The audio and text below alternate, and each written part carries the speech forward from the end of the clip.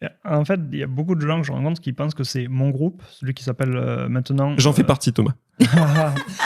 Donc, il y a plusieurs groupes, mais celui dont on parle, c'est principalement la communauté française à Oslo, sachant qu'il y en a d'autres qui sont plus génériques, mais j'ai aussi le groupe des petites annonces des Français à Oslo, celui Emploi et Job en Norvège et Aide à entrepreneur en Norvège. Donc, c'est 4 groupes, en fait.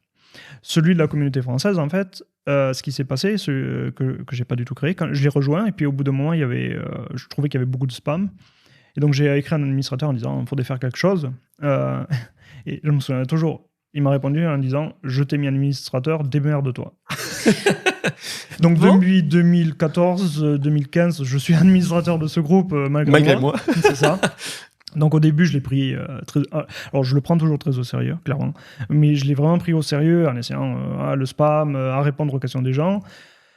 De fil en aiguille, à un moment, j'en ai eu marre de me répéter sans cesse. Donc au début, c'était juste des pages sur Google Docs avec les questions fréquemment posées. Puis ça a évolué dans le site que tu as mentionné, lanorvège.no, que j'ai co-créé avec Laure Liu, qui était une ancienne participante à ce podcast. Donc, on a créé ce site web avec les questions les plus fréquentes, en gros, et même plus. Maintenant, on se sert aussi de site pour faire des portraits de Français à Oslo. En général, des portraits de gens qui cassent les codes, on va dire, ou qui sortent de l'ordinaire. Même en Norvège, parce que parfois, il y a des gens qui habitent dans le nord. Ouais. Partout en Norvège, effectivement. Même d'ailleurs, pour l'instant, la personne la plus au nord, c'est sur l'île aux ours. Je ne sais pas si vous avez eu l'occasion de voir, ça s'appelle Bjørnøya. C'est une île entre le continent norvégien et Svalbard, qui est l'île la plus au nord. Mais entre les deux, il y a une île sur laquelle il y a juste une station météo. D'accord. Qui est vraiment située entre les deux, et une Française qui était en mission là-bas. Donc, le centre de recherche, c'est comme au Svalbard. J'adore cette interview parce qu'il faut toujours partir avec un fusil dès que tu sors. Et il n'y a vraiment rien à part ce centre de recherche. Donc, voilà ce site web d'ailleurs qui. J'en profite juste pour dire un truc qui est un autre problème de communication quand je vois avec les gens. C'est vraiment un site qui est là pour répondre aux questions sans. Il n'y a pas de publicité, il n'y a pas de monétisation, il n'y a vraiment rien dessus, mais il y a toujours des gens qui vont me demander, que je croise en soirée, qui font la Norvège, ouais, tu gagnes combien et rien. En l'occurrence, j'y perds de l'argent et je gagne en fait des cheveux blancs même, on va dire. Oui, pour la maintenance. La maintenance et en fait et des portraits je pense là cette année, il y a 3 mois, j'étais en soirée, il y a quelqu'un qui me parle du site et qui me dit tu devrais faire le portrait de telle personne, je suis sûr que ça serait intéressant, mais tu demandes combien pour les portraits? Et là je comprends pas. Mais de quoi tu parles? Il dit tu te fais payer? Mais non. Il y a cet a priori, je sais pas, c'est peut-être une image de la société dans laquelle on vit maintenant. Là, je pars en philosophie, mais je pense, tu sais, avec tout la partie influence et tout ça, quoi. Exactement. Et je savais pas quoi répondre du genre, mais je ne comprends. Et puis c'est aussi, mais d'où ça vient? Donc tout ça pour dire que... Bon, pour être clair, Thomas ne gagne pas d'argent avec ce site, et ce site est vraiment fait pour les gens qui arrivent en Norvège, pour les répondre à aux questions qu'ils pourraient avoir sur le logement, le travail, les contacts des médecins, qu'est-ce qu'il y a d'autre L'article les plus récents, je pense, qui était qui était intéressant pour moi, et c'était celui sur les retraites. Comment fonctionnent les retraites pour les Français en Norvège. Parfois, il y a des articles de fond sur les droits de succession, donc spécifiques quand encore une fois, c'est une personne française en Norvège qui décède. Qu'est-ce qui se passe sur les droits de succession? Donc, se préparer à ça. Donc, il y y a quelques articles de fond, en plus que des articles un peu plus légers, on va dire. D'accord. C'est là où je trouve ça hyper... Enfin, je trouve que c'est hyper riche, ce site, parce que nous, on est plutôt à parler des parcours de vie et des ressentis à un instant T. Là, il y a aussi des vraies sources avec des sources vérifiables. Enfin, c'est très technique, j'ai envie de dire, comparé à nous. On a choisi l'angle de l'histoire de vie et c'est tout. Et apprendre via ça. Ouais. Vous, c'est quand même des sujets... voilà, exactement. Oui. Donc, au final, il y a eu ce site. Tu l'as créé quand? Alors, le site existe depuis 2019, ça va faire 6 ans maintenant. D'accord. De fil en aiguille, donc on en arrive à ce dont vous avez parlé au début du podcast, j'imagine, un petit segway, où en 2021, J'apprends un peu comme tout le monde qu'il existe les conseillers des Français de l'étranger. Donc c'est un rôle politique. Donc j'avoue que, comme beaucoup de gens, soyons honnêtes, n'ont jamais entendu parler, qui existe depuis 2014 en fait même. Il faut bien voir qu'en fait, la France représente très bien les Français qui vivent à l'étranger. Il y a les sénateurs des Français de l'étranger, donc au Sénat, il y a des représentants uniquement pour les Français à l'étranger. Il y a des députés des Français de l'étranger, donc nous avons un député en Europe du Nord. Ensuite, il y a les conseillers des Français de l'étranger dans des circonscriptions qui sont plus petites. Selon le nombre de Français en Allemagne, par exemple, l'Allemagne est découpée en 2. Parce qu'il y a suffisamment de Français pour avoir 2 sections. Alors que nous, ici, on est tellement petits que c'est la Norvège et l'Islande en même temps. C'est la même circonscription. Et je me suis dit, ça a l'air très intéressant. À la base, je suis pas... la politique, c'est pas du tout mon truc. Mais je voyais l'aspect communautaire. Le rôle du conseiller tel qu'il est décrit, c'est vraiment représenter la communauté française auprès des institutions et notamment auprès du consulat et de l'ambassade. Donc faire remonter les soucis en gros. Et je me suis dit, allez, allons-y. En 2021, du coup, lors des dernières élections, je fus l'un des élus, parce qu'il y en a 3 dans notre circonscription, avec Marion à Reykjavik, en Islande, du coup, et Natacha à Stavanger, et moi-même à Oslo. Donc ça va faire 4 ans maintenant que j'ai ce rôle qui n'est pas... ça aussi, alors je pense avoir expliqué que je ne travaille pas pour l'ambassade, je ne représente pas... Mais tu gagnes combien, Thomas, grâce à ce rôle? Je travaille pour l'État... Non, justement. Même lui, non, ouais, exactement. Non, je représente la communauté française qui sont les électeurs. Je ne travaille pas pour l'ambassade ni pour le consulat. C'est un rôle bénévole avec quand même... Donc, il n'y a pas de salaire, mais il y a pocket money, un peu... Enfin, je sais pas comment on appelle ça. L'argent de poche, ouais. Ouais, j'ai le mot norvégien qui m'est c'est une indemnisation. Une indemnisation, exactement. Merci. Qui permet de financer, par exemple, je me déplace en Norvège pour rencontrer la communauté française dans les autres villes. Donc, ça me permet de me déplacer sans avoir à y mettre mon argent. Et de toute façon, après, il faut bien voir que les conseils auxquels je participe sont toujours en semaine sur les heures de journée. Donc, c'est-à-dire qu'il faut un employeur qui soit compréhensif. Du coup, tu peux nous décrire quelles sont tes missions exactement? Qu'est-ce que tu fais dans ce rôle? On va dire que les missions obligatoires, et qui sont vraiment la base, c'est, en fait, il y a une petite partie politique qu'on ne peut pas éviter, c'est élire les sénateurs des Français de l'étranger. Donc, on fait partie des grands électeurs des sénateurs, qui ne sont pas donc élus au suffrage direct. Ensuite, il y a divers conseils auxquels je participe, des conseils consulaires avec l'ambassade et la consul pour faire remonter les soucis des Français de l'étranger.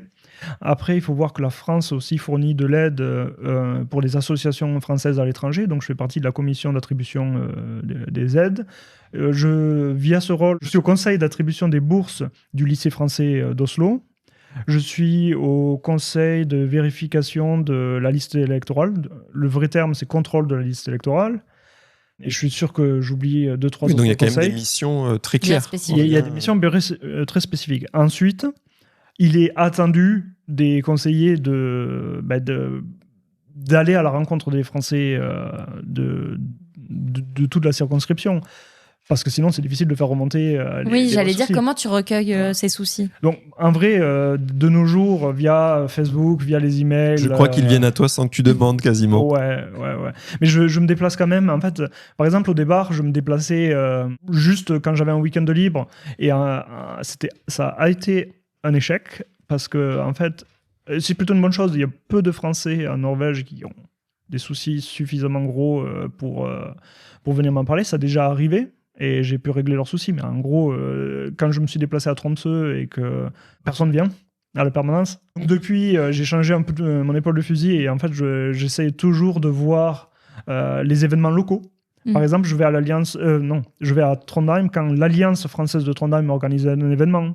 Récemment, j'étais à Ålesund quand l'Alliance française d'Ålesund organisait son événement annuel. Donc, ça me permet de rencontrer des gens qui, comme d'habitude, ne connaissent pas le rôle. Le rôle, ouais.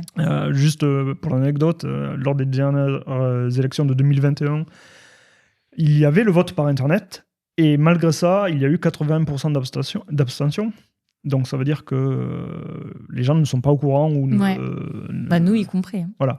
Il y a beaucoup de gens qui ne sont pas au courant, ce que je veux bien comprendre, ou aussi beaucoup de gens qui sont au courant et qui estiment que ce n'est pas assez important. Et c'est vrai que c'est beaucoup moins important qu'un rôle de sénateur ou de député. Et pour les gens qui ne sont pas au courant, quand vont être les prochaines élections et comment on fait pour... Les prochaines élections sont en 2026, donc elles se rapprochent très vite, dans un an à peu près. Et on recevra toutes les informations. J'ai pas plus d'informations sur... Mais on nous dira qu'il y a un vote en ligne, on nous dira à quelle date. On ne sait pas encore, mais tous les inscrits sur la liste électorale de Norvège recevront un email, pour peu qu'ils aient donné un email, ça c'est un autre sujet, pour les avertir des conditions de vote. Est-ce qu'il faut être inscrit sur le registre des Français de l'étranger pour avoir ce genre de communication ? Non, c'est une très bonne question et permets-moi d'utiliser 3 minutes là-dessus parce que c'est un vrai sujet très important. Il faut bien comprendre qu'il y a 2 choses importantes. C'est le registre des Français de l'étranger, d'une part, et la liste électorale, d'autre part. Beaucoup de Français prennent, moi y compris presque, je pense, quand je suis arrivé à Norvège, je me suis pas attardé à m'inscrire sur ni l'un sur l'autre. Mais en fait, c'était une erreur. Et c'est une erreur, tous les gens qui ne le font pas. Je vais vous expliquer pourquoi. Il faut savoir que quand tu t'enregistres déjà sur le registre des Français de l'étranger, la case « je m'inscris en même temps sur la liste électorale » est cochée par défaut. Donc indirectement, c'est pour ça que parfois il y a une confusion entre les deux. On peut s'inscrire au registre sans s'inscrire sur la liste, mais ça veut dire que explicitement, tu t'es décoché. L'avantage de s'inscrire sur le registre des Français de l'étranger, il est, en fait, les gens ne se rendent pas compte, mais quand on habite déjà en dehors d'Oslo et qu'il faut venir sur Oslo pour faire des démarches, ça permet par exemple, les gens de Bergen qui doivent refaire leur passeport, ils doivent forcément venir à Oslo pour faire leur passeport la première fois. Ils rentrent à Bergen et 3 semaines plus tard, quand le passeport est prêt, s'ils sont inscrits sur le registre, on peut leur envoyer par la poste, au lieu qu'ils doivent revenir à Oslo pour le récupérer physiquement. Donc ça, c'est un avantage. Mais aussi, par exemple, les Français se plaignent souvent, et ici, pas trop, ça s'est amélioré, mais qu'il n'y a pas beaucoup de rendez-vous pour les passeports, pour renouveler son passeport. Mais en fait, il faut bien voir que d'un point de vue du gouvernement, et c'est pas particulièrement pour les défendre, mais factuellement, il y a environ 5500 Français, on va dire, enregistrés sur le registre des Français en Norvège. Et donc, il y a autant d'employés de l'État qui sont assignés à l'ambassade pour subvenir à ces 5500 personnes. Sauf qu'en vrai, il est estimé qu'il y en a peut-être 10 000, voire 11 000. Parce qu'il y a facilement la moitié des personnes qui ne s'inscrivent pas. Mais ces gens-là, ils vont quand même faire refaire leur passeport, ils vont quand même contacter l'ambassade qui a besoin. Donc, en fait, il y a beaucoup moins de gens assignés, mais aussi parce que ces gens... C'est une estimation au pifomètre qui a 10 000, 11 000. En fait, on ne sait pas combien de Français vivent en Norvège et utilisent les services du consulat sans être inscrits. S'il y avait plus d'inscrits, il y aurait plus de personnel à l'ambassade et il y aurait même plus de conseillers dans mon rôle. Pourquoi il y a 3 conseillers dans notre circonscription ? C'est basé sur les gens inscrits sur la liste électorale, en l'occurrence. Mais ça va quasiment de pair, comme j'ai expliqué, registre et il ne faut pas oublier mais c'est facile d'oublier, je blâme personne, cette inscription au registre est invalidée au bout de 5 ans. Donc il faut se réinscrire au bout de 5 ans. C'est bon à savoir. Enfin, je ne sais pas si tu vas le citer, mais parce que là, je trouve que déjà, tu as un bon argument pour tous les gens en dehors d'Oslo qui n'ont pas besoin de revenir chercher le passeport. C'est déjà top. Mais moi, un avantage concret que j'y vois, c'est ensuite avoir la carte, comment on appelle ça ? La carte consulaire. La carte consulaire. Et tu as besoin de ça pour faire des détaxes, les gars. C'est un argument aussi. Même si, bon, par exemple, un passeport, normalement, français, avec l'adresse qui est en Norvège, si tu la refais, etc. Mais oui, effectivement, la carte consulaire est pratique. Parce que ça, je pense qu'il y a des gens qui sont d'ailleurs peut-être pas toujours au courant, même certains qui sont en Norvège depuis un moment. Quand on voyage n'importe où en Europe, y compris en France, dès le premier euro dépensé, on met ça dans l'application. L'application va ensuite nous émettre des bordereaux à valider ensuite sur les bornes Pablo. Et donc ensuite, on est remboursé d'une partie de la TVA. En théorie, c'est censé redéclarer comme tes produits quand tu rentres en Norvège. Merci de préciser quand même, Thomas. Je m'en suis rendu compte au bout de pas mal d'années. Parce que je me suis dit, mais c'est fou en fait d'avoir toutes ces entreprises qui vont te rembourser la TVA. Enfin, pour moi, c'est un système où tout le monde... censé payer la TVA de ton pays. Mais en fait, c'est admis que tu vas pas le faire, quoi. Je ne commenterai pas. Il est bon, il est très bon. Est-ce qu'il y avait autre chose, d'autres avantages via l'inscription au registre ? Non, ce sont les principaux avantages. Mais moi, celui que je vois, c'est quand même le nombre d'employés au consulat qui dépendent de ce registre. Donc, c'est... Pour une entreprise, t'imagines, c'est comme si tu n'avais pas de visibilité sur ta masse salariale et combien tu as besoin de RH. Bah, c'est un peu pareil, quoi. Exactement. Il n'y a pas trop de contrôle sur le nombre de Français. Concrètement, pour quel genre de problème on peut te contacter et pour quel genre de problème on ne doit pas te contacter ? Je dirais les gens peuvent me contacter pour tout, mais je ne peux pas apporter une solution pour tout. Concrètement, pour citer des exemples qui me sont arrivés, j'ai rencontré un Français à Porsgrunn lors d'un déplacement qui en fait est retraité et il ne touchait plus sa retraite de France. En fait, bon. J'aurais pas dû intervenir là parce que c'est un problème quand même qui est plus grave, mais il se trouve que via le rôle de conseiller, on peut avoir un contact un peu plus direct avec la Caisse nationale d'assurance en France. Et j'ai eu des personnes dans mes contacts qui ont pu régler ce souci, par exemple. Donc ça, c'est vraiment... Tu peux mettre en relation avec des personnes compétentes. On m'a fait la remarque que, en fait, normalement, dans un système bien huilé, je ne devrais pas avoir à intervenir ici. Mais bon, voilà, parfois ça arrive. On m'a contacté aussi pour des choses, pour intervenir, genre pendant le Covid, donc élu en 2021, assez vite, on m'a contacté pour, par exemple, il faudrait que le gouvernement norvégien soit plus relax sur les règles du Covid. Alors Thomas, qu'est-ce que tu fais là ? Ou alors, ce serait bien que le gouvernement français mette en place un système comme BankID en Norvège, le système d'authentification via téléphone. Ben oui, mais non, mais moi je suis... Bon, tu codes ou tu codes pas, Thomas, là, allez. Je suis conseiller pour la Norvège et l'Islande, je travaille pas pour le gouvernement, c'est bien au-delà des compétences. Ouais. Par contre, on a le député des Français de l'étranger, à qui on peut faire remonter ça, d'ailleurs qu'on a interviewé dans le podcast, Vincent Corr, qui lui peut... faire remonter ces choses et présenter et dire en Norvège, ils ont un super système de BankID, pourquoi pas en France ? Exactement. Le rôle de député est bien plus conséquent. Le rôle de conseiller, il est plus tourné vers la circonscription, vers les Français locaux, vers les compatriotes, que vers la France. En fait. Si tu rencontres plutôt un problème local... Et qui a un minimum rapport avec la France ou avec le consulat. Mais ça, par exemple, il y a aussi des aides, j'avais parlé des aides pour les associations, mais il y a aussi des aides pour les SOS, pour des Français en situation difficile. Je peux mettre en relation ces personnes avec le consulat, même si parfois, en fait, ces gens peuvent aussi contacter le consulat directement. Je fais remonter des divers soucis dès qu'on me les fait passer. Et une chose, en fait, je devrais mentionner, c'est que les deux conseillers de Norvège, donc avec Natacha qui est à Stavanger, on a décidé de mettre une partie de notre indemnité dans une cagnotte qui sert pour le soutien psychologique des Français en Norvège. C'est-à-dire qu'on a fait un partenariat avec deux psychologues français, en l'occurrence, c'est deux psychologues françaises qui vivent en Norvège, qui connaissent les problématiques donc des Français en Norvège. Notre deal, on va dire, c'est que les gens peuvent prendre contact avec les psychologues et si votre situation est délicate, donc ça veut être les personnes...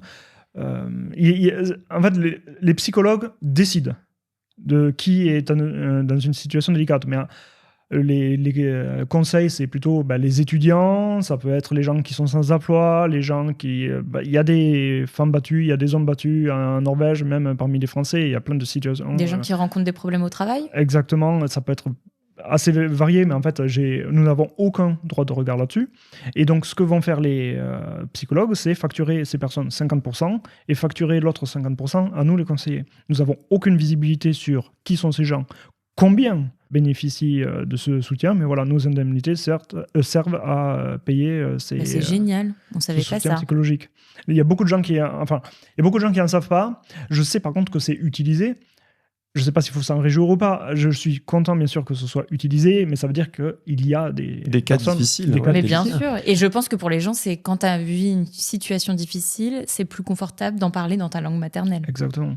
Donc, c'est un des sujets que nous faisons avec Natacha, par exemple. Et elle, de son côté, à Stavanger, elle est aussi super active avec la création et la maintenance d'une association pour apprendre le français, parce qu'il y avait un lycée français il y a très longtemps à Stavanger qui n'existe plus. Donc maintenant, c'est une association qui a repris ce fer de lance de continuer à faire des cours de français, ce genre de choses. Très active dans l'accueil des Français là-bas. D'accord. Et si du coup on veut savoir un peu tout ça, tes missions, est-ce qu'il y a un endroit spécifique où on peut regarder ? Principalement, nous avons un site web, c'est un peu long, c'est conseiller avec un S-no-is pour Norvège et pour Islande.fr. Donc je répète, c'est conseiller au pluriel -no-is.fr. On mettra le lien dans l'épisode. Je trouve ça quand même incroyable ce que vous faites. Parce qu'il y avait la partie que je soupçonnais où j'étais au courant. Et puis, je pense aussi qu'il y a vos personnalités, en plus du rôle que vous avez eu plus récemment.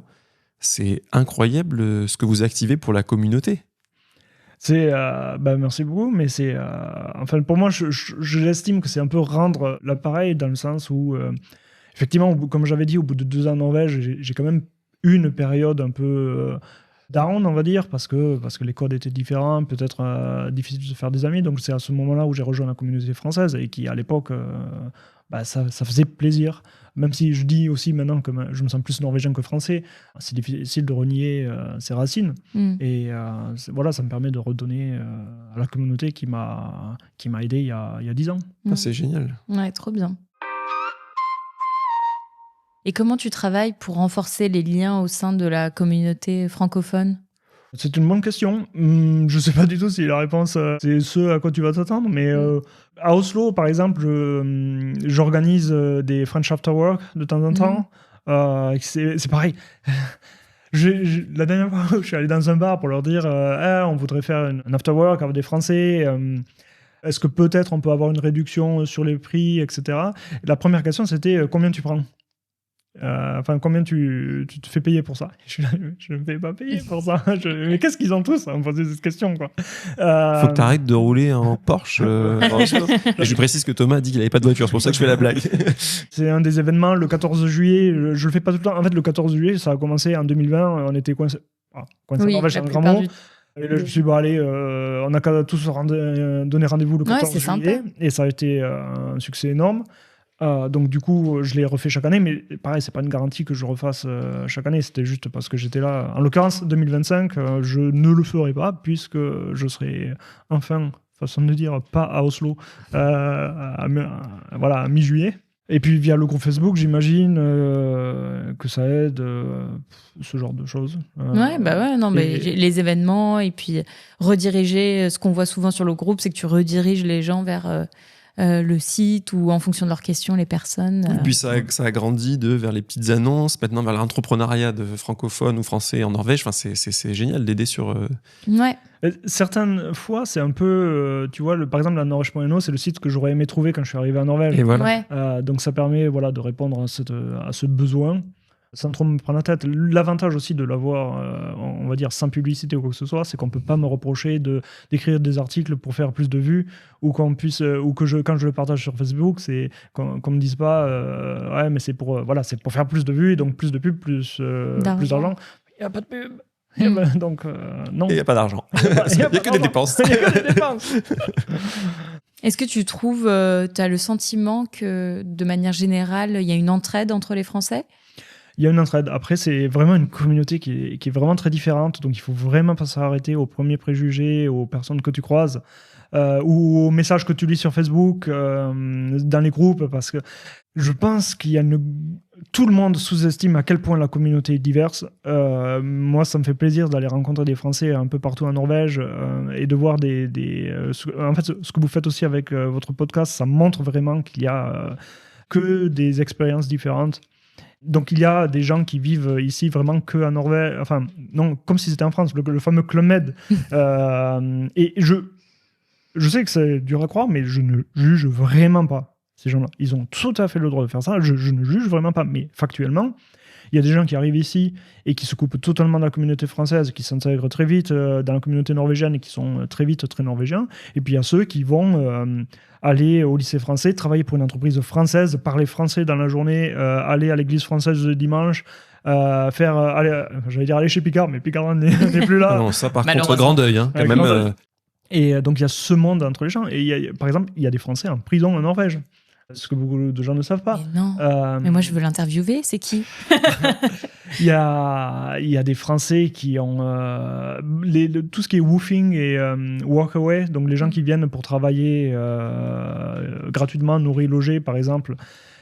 Il y a des gens pour qui ça se passe très mal. Il y a vraiment des problèmes qui sont assez très graves. Donc vraiment, il y a des expériences de vie qui sont complètement différentes. Et donc parfois, certaines personnes aussi vont sur Facebook pour se lâcher, par exemple. Oui. Et en contrepartie, tu as vraiment ces gens qui vont beaucoup se débrouiller et des gens il faut les tenir par la main pour tout. Et ce qui, je peux comprendre, peut être frustrant aussi. Je me souviens d'un cas particulier, j'ai rien contre cette personne, mais la question posée, c'était j'arrive bientôt à Norvège, est-ce que je peux rajouter un bagage en soute supplémentaire?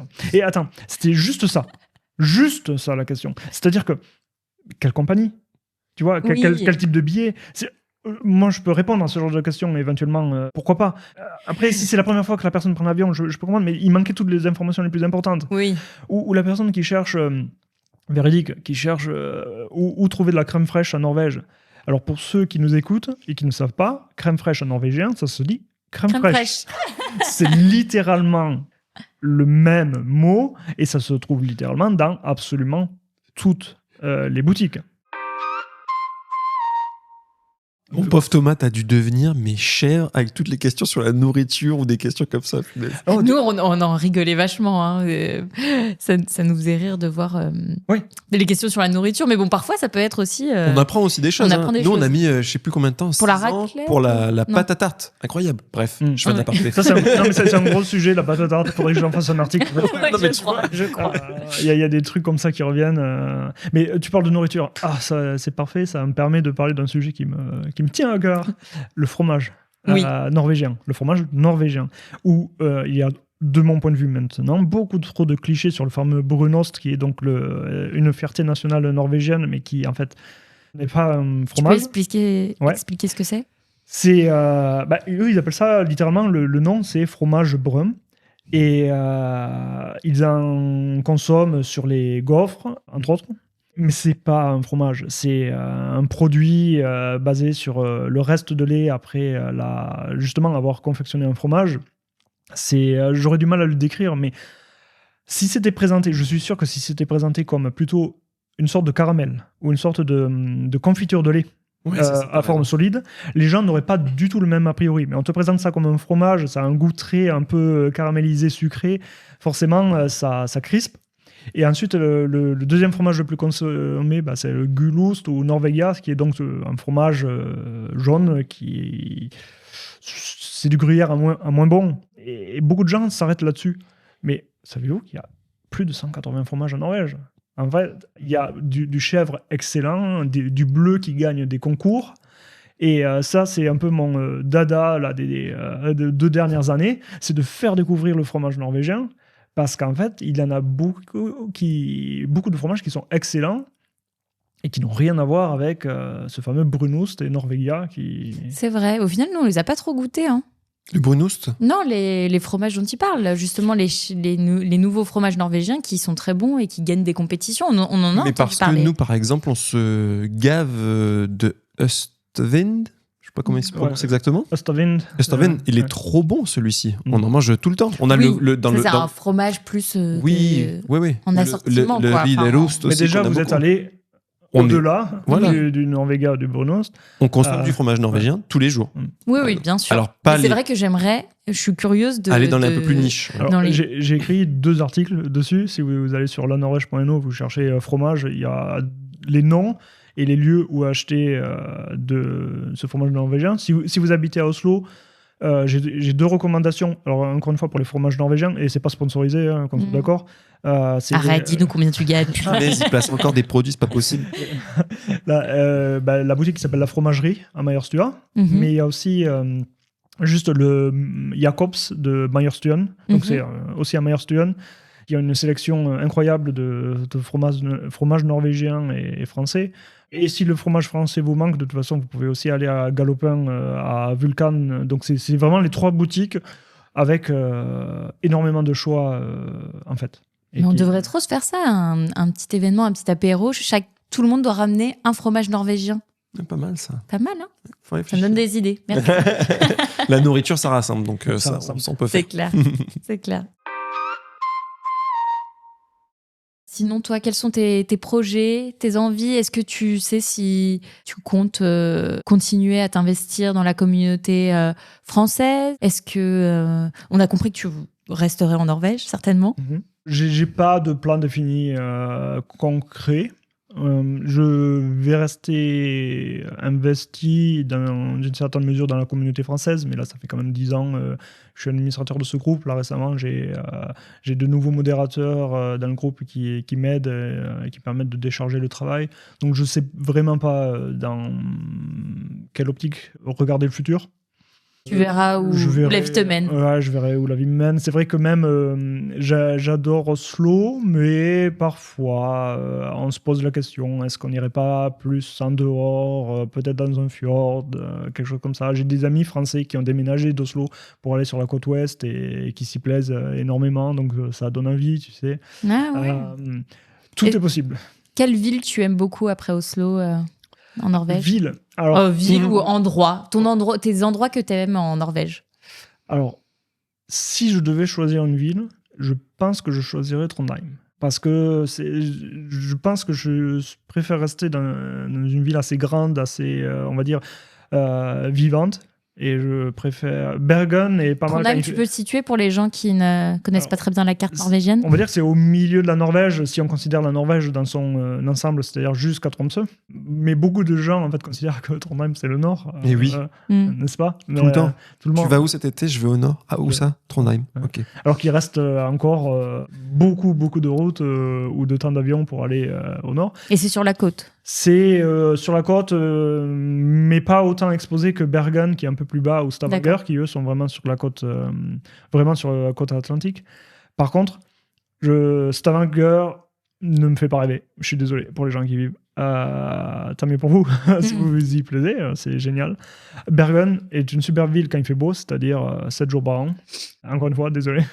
Ouais, non, mais c'est quand même connu qu'à Bergen, il pleut beaucoup. Il pleut beaucoup. Mais comme tu disais, tu as des amis français qui se sont installés sur la côte ouest, et malgré la pluie, ils adorent. Oui, ils sont allés du côté de Åndalsnes, qui est entre Bergen et Trondheim. Donc, ils sont allés dans un petit village, dans une communauté qui est vraiment à fond ski de rando et escalade. Donc, c'est pas pour tout le monde. Et ils adorent leur vie. Après, donc c'est peut-être là où j'irai. Tromsø, parfois fait rêver. J'adore la Norvège du Nord. C'est magnifique. Par contre, y vivre, je pense, ça peut être compliqué. Genre, c'est toujours la même chose. Tu vas en vacances, ça te fait rêver. Surtout si tout se passe bien, genre en hiver, les aurores boréales, ou alors en été, il fait super beau, ciel bleu, et tu te dis, je m'installe. Et en fait, vivre à l'année, je dois avouer que j'ai aucune idée forcément de ce que ça donne, et ça peut être compliqué. Mais sinon, ma nouvelle perle en Norvège, c'est l'île de Senja, qui est au-dessus des Lofoten. Et c'est les Lofoten avec moins de touristes, et c'est superbe. Un petit joyau. Ah ouais. On l'a pas encore fait celui-là, mais c'est sur la liste. On nous en a dit beaucoup de bien. On arrive bientôt à la fin de notre échange, mais je voulais te demander, Thomas, comment s'est passé pour toi l'annonce de vivre à l'étranger, et aujourd'hui aussi comment tu vis l'éloignement avec la famille, et aussi bien peut-être pour ta femme d'ailleurs? C'est une bonne question dans le sens où, en plus, donc par exemple, je suis fils unique. Donc, mais comme je l'ai dit, je viens du sud-ouest, j'ai étudié à Rouen, j'ai travaillé à Paris.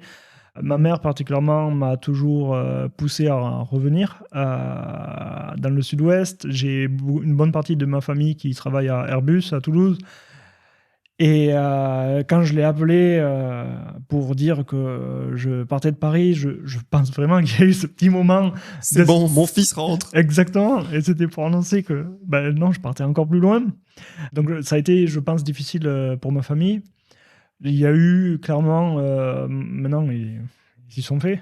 La difficulté, je pense que tous les étrangers ont à faire face, c'est que nos parents vieillissent. Et c'est donc de plus en plus difficile d'être éloigné d'eux. Donc c'est toujours une question. Je connais beaucoup de familles qui sont rentrées en France pour leur famille, pour leurs parents. Donc ça, c'est quelque chose à garder en tête, que ça arrive assez souvent. Donc j'en suis pas encore là, je ne pense pas que j'en serai là, mais c'est très difficile de se projeter dans le futur. Il y a tellement de choses à prendre en compte, forcément. Donc, d'un point de vue-là, c'est difficile. Après, la France ne me manque pas tant que ça, dans le sens où je suis content d'y aller pour Noël, revoir ma famille. Quand j'y suis, je suis toujours satisfait, qu'on soit d'accord, mais j'ai pas ce besoin, j'ai pas ce ressenti de rentrer fréquemment. Et est-ce que tu reçois ou vous recevez de la visite de la famille ? Au tout début, oui. Je pense que c'est, encore une fois, c'est toujours pareil. Au tout début, que tu viens d'arriver en Norvège, il y a tout le monde qui dit « Ah, on vient vous rendre visite ». Et puis 12 ans plus tard, non, j'ai quasiment plus aucune visite. C'est beaucoup moins fréquent, peut-être 2 fois par an. J'ai soit des amis, soit de la famille qui viennent. Mais là, sur un factuel, au bout de 12 ans, mes parents ont marre d'Oslo.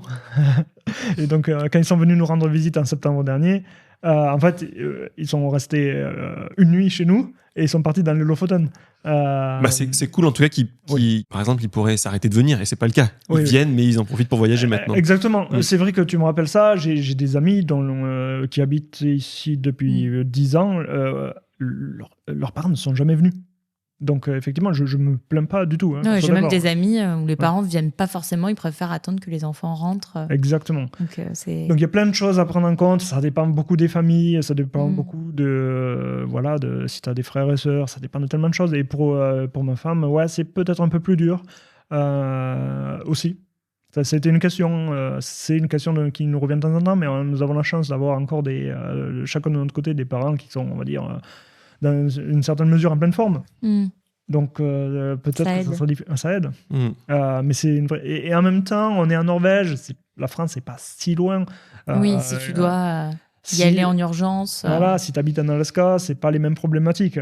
Donc de ce point de vue-là... Ça a l'air trop beau l'Alaska. Donc c'est une bonne question sur laquelle j'ai pas vraiment de réponse stricte. Ouais, à l'instant T, c'est comme ça que tu vois les choses. Je pense qu'on a fait le tour. Est-ce que toi, tu as une question pour nous ou un sujet aussi qu'on a peut-être loupé? Non, moi j'écoute votre podcast et je le trouve très bien. Donc je suis vraiment content d'y avoir participé. Mais tu me donnes la parole, je vais revenir peut-être sur un petit truc dans un de vos épisodes. En fait, c'est plus... j'ouvre à une discussion. Okay. C'est l'épisode sur l'achat immobilier qui était vraiment intéressant. Et tu as dit quelque chose par laquelle tout le monde est passé par là. Le pré-relais, effectivement, coûte très cher. Et je crois que tu as dit quelque chose du genre, à refaire, tu vendrais avant d'acheter plutôt que l'inverse pour pas avoir de pré-relais. Ouais. Mais en tout cas, pour pas avoir la pression. Ouais. Mais je trouve, de mon point de vue, qu'il y a une pression différente, mais encore plus de pression dans l'autre sens, parce qu'une fois que tu as vendu, tu t'es mis d'accord avec l'acheteur sur quand est-ce que vous allez échanger les clés ou passer les clés. Et là, c'est une nouvelle pression qui commence, dans laquelle tu dois vite trouver un appartement. Et vous avez bien dit que c'est important de trouver un coup de cœur, mais là, le coup de cœur, il n'est peut-être pas disponible. Et tu as cette pression, parce que si tu ne le trouves pas vite et que tu achètes, mais que le date de passation avec le nouveau propriétaire est après que tu aies remis ton appartement, tu te retrouves sans logement. Ouais. Non, je pense qu'il faut se dire dans ces cas-là, si tu choisis cette situation, que c'est OK que tu vas louer quelque chose, que tu vas devoir faire 2 déménagements. Exactement, et c'est pas facile de trouver du logement à court terme. Si tu as des enfants, ça fait 2 déménagements qui peuvent être assez violents en court terme. Il n'y a pas de bonne solution. Non, il n'y a pas de bonne solution. Il faut choisir. Je pense que dans les deux, c'est hyper stressant. Est-ce que tu parles de ton vécu ou pas ? Non, parce que je me suis posé la question. Okay. Clairement, je me suis posé la question. Par contre, j'ai réussi la dernière fois où j'ai changé d'appartement à... On a eu les clés de nouvel appartement le vendredi, on les a rendues de l'ancien appartement le lundi. Pas mal. On a eu 2 jours. Ah ouais, Vous nous avez battus. Ouais, là, franchement, on a eu 2 jours pour tout déménager, ça a été costaud. Mais en contrepartie, les banques ne travaillent pas le week-end. Et donc, on n'a pas eu de pré-relais, même pas un jour, quoi. Même pas un jour de Parce que pré-relais. nous, à l'inverse, ça s'est en fait étendu. Ouais.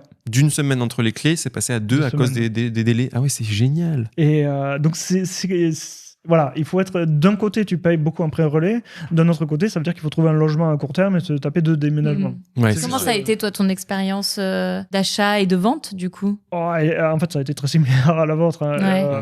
Mais il y a un détail près, peut-être, deux anecdotes sur lesquelles je voudrais revenir, en fait, parce que il y a le principe du Vorschöpfsrecht qui est... Ah oui, punaise, terrible ça. Ça veut dire très bonne intervention. Je ne sais pas comment le traduire. C'est quand il y a un droit de regard. Il y a un droit de regard. Donc, dans certains appartements qui sont vendus dans des lotissements qui sont de type Baurechtslag, donc dans lequel on achète surtout le droit d'y vivre plus que l'appartement. On ne va pas rentrer dans le sujet, il faudrait une demi-heure. Mais tu fais les enchères.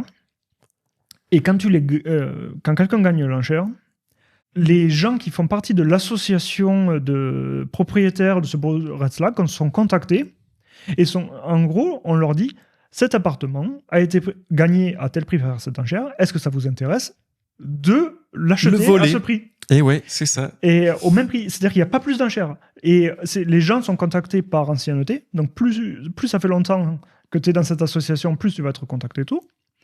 Et notre premier appartement qu'on a acheté à Oslo, c'est exactement ce qui s'est passé.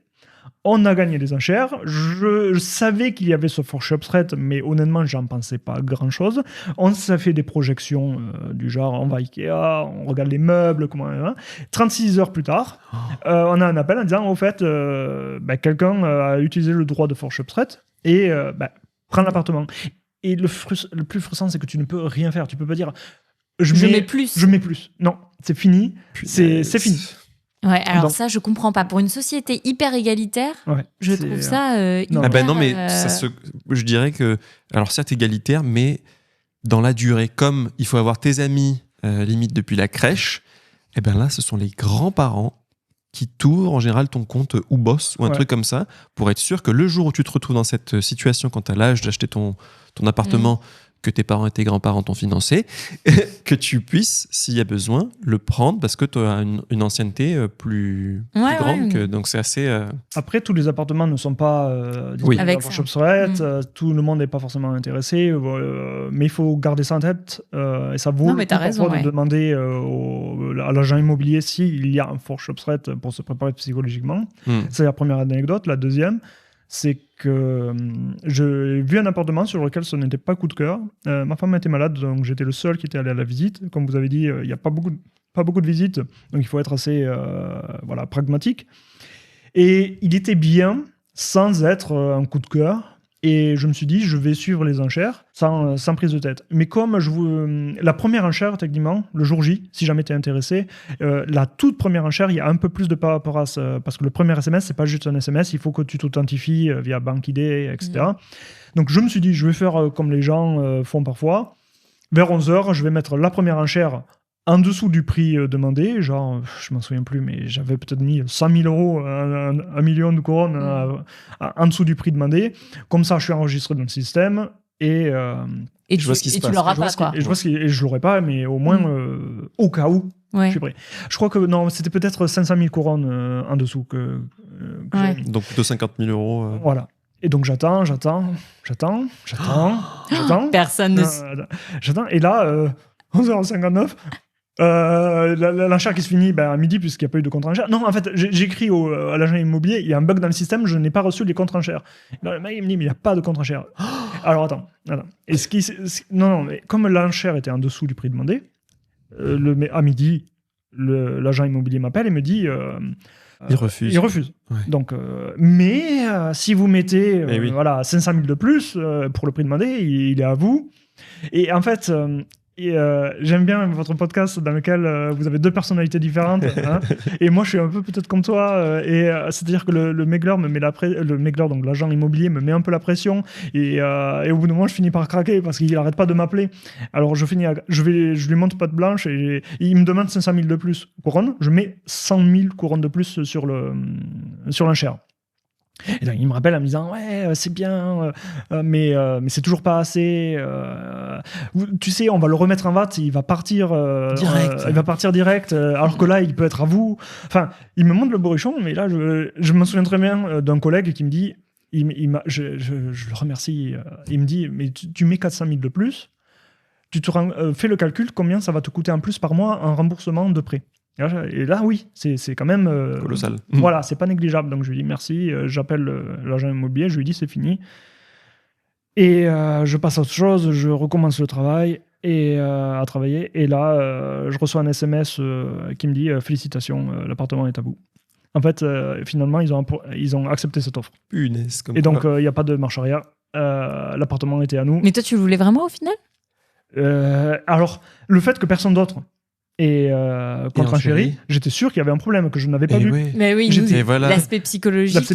J'étais persuadé que j'étais un gros idiot qui n'avait pas vu quelque chose qui était évidemment problématique. Et là, mais gros stress parce que qu'est-ce que j'ai fait ? Ma femme m'appelle en me disant c'est quoi ce SMS ? Oh purée ! Genre c'est quoi ce SMS ? Et alors l'appartement n'était pas. Enfin, le seul regret, c'était juste la peur qu'il y ait un problème. Oui. Parce que l'appartement était bien situé, il était très beau. Ce qui s'est passé, c'est que en fait, la salle de bain était très vieille, je pense, et ce qui a reculé. Les Norvégiens sont très hyper... Et donc, en fait, on a financé pour la refaire. On a passé 5 ans superbes dans cet appartement. Bon, comme quoi. Mais c'était aussi le stress, soudainement, il fallait vendre le nôtre aussi. Oui, bah ouais. L'histoire s'est bien terminée, au final. Mais non, mais on rappelle qu'il n'y a pas de retour en arrière. Le marché. C'est pour ça, quand tu m'as dit, j'ai fait une offre hyper basse, je me suis dit, mais si jamais tu le veux pas vraiment et qu'au final, le proprio l'accepte, tu te retrouves avec quoi. Et donc je l'ai acheté en dessous du prix. Parce qu'il a accepté les 400 000 en dessous du prix. Ok. Bon, bonne affaire au final. Parce affaire, que vous étiez content et bonne affaire tu l'as eu au en dessous du prix. On l'a revendu 5 ans plus tard avec une plus-value, pas énorme, parce qu'on a fait énormément de travaux. On a refait la cuisine en plus de la salle de bain, donc deux choses assez coûteuses. C'est marrant, ça me fait penser un peu à notre appart, parce que nous, alors nous on était novices, ça faisait pas longtemps qu'on était en Norvège. Nous on l'a acheté après les visites, donc tout le monde avait bidé en dessous du prix, personne l'avait acheté, et nous on s'est dit, vu qu'on connaissait pas encore très bien et tout, on s'est dit trop bizarre qu'il y ait personne et tout, mais alors que maintenant ça nous ferait flipper de ouf. Mais oui. On l'a acheté du coup sur private showing après un premier tour de bidding, chose qui aujourd'hui tu te dis direct il y a un problème. Mais d'ailleurs il y avait des problèmes dans le sens, pareil, la salle de bain et la cuisine étaient à refaire immédiatement. D'ailleurs, en fait, j'y repense. En fait, je pense que c'était enfoui. Des choses à refouler, mais donc, comme j'ai dit, soudainement, il nous fallait vite vendre notre appartement précédent, qui n'a eu aucune offre. Le stress. Mais oui, c'est-à-dire que oui. En fait, clairement, je me souviens que j'ai passé sale moment à ce moment-là, mais donc c'est vraiment refoulé et ça revient là soudainement. Mais ta femme sur le moment, elle a dû te dire attends, déjà t'achètes l'appart peu sur un coup de tête et on vend vite l'autre appartement, mais il y a aucune offre c'est même pas en dessous du prix. On a reçu aucune offre. Et donc soudainement je me retrouve à dire mais on a 2 appartements, on n'avait pas encore pris les clés de l'appartement pendant qu'on vendait l'ancien, donc on n'avait pas encore les 2 prêts immobiliers, mais je commençais à faire le calcul, mais les 2 prêts immobiliers on peut pas les payer. Enfin, c'était en gros ça. En fait, on a eu de la chance, comme ce que vous avez fait, c'est-à-dire qu'on a eu un private visiting, quelqu'un qui est venu voir en dehors des visites et qui nous a fait une offre en dessous, et on a de suite dit oui. Peu importe. Là, pour le coup. Mais c'est hyper intéressant ce que tu dis, et c'est pour ça que je dis parfois il faut y aller au culot, parce que en tant qu'acheteur, on est toujours dans le doute. C'est difficile pour moi. Non. Eux, probablement, pour le vendeur, comme tu dis, il y a un autre achat derrière. Parfois, juste le temps coûte de l'argent à cause de ce pré-relais, et donc il faut vendre très vite. C'est pour ça que, encore, est-ce que c'est pas plus mal il y a des pour et des contre dans les 2 cas. Bien sûr. Voilà. Mais tu t'évites ce stress si tu vends avant. Il y a d'autres soucis. T'as plus de pouvoir, je trouve, par rapport à l'acheteur. T'as moins de pouvoir quand t'es dans le stress, tu sais que tu dois vendre, quoi. Ouais. Mais comme on a dit tout à l'heure, après, tu as d'autres stress, déménager peut-être 2 fois, etc., quoi. Non, mais c'est hyper intéressant, ouais. On va faire un épisode, parce que du coup, on a fait un épisode sur l'achat et on va faire aussi un épisode sur la vente. Donc, ça va être aussi, parce que ça a été hyper stressant aussi. Donc, c'est intéressant. Merci Thomas pour toutes ces explications, ton expérience de 12 ans en Norvège, qui est très enrichissante. On a appris encore une fois plein de choses. Ouais, ça me fait trop plaisir de rencontrer des personnalités qu'on connaît à la base qu'en ligne. Et c'est une des forces de la communauté francophone, pas que française, francophone en Norvège, c'est que c'est une échelle où les gens peuvent se rencontrer encore facilement, je trouve, et notamment quand tu vis sur Oslo. Donc ça, c'est vraiment très, très agréable. Les gens sont accessibles et c'est trop cool. Ouais, c'est vrai. Merci beaucoup à vous deux. Merci Thomas et on vous dit à bientôt chez nous. Sous les aurores. Si cet épisode vous a plu, pensez à nous laisser une note et un avis sur votre application d'écoute préférée. Un commentaire sur YouTube, ça nous aide énormément à faire grandir le podcast. Merci et à très vite pour le prochain épisode.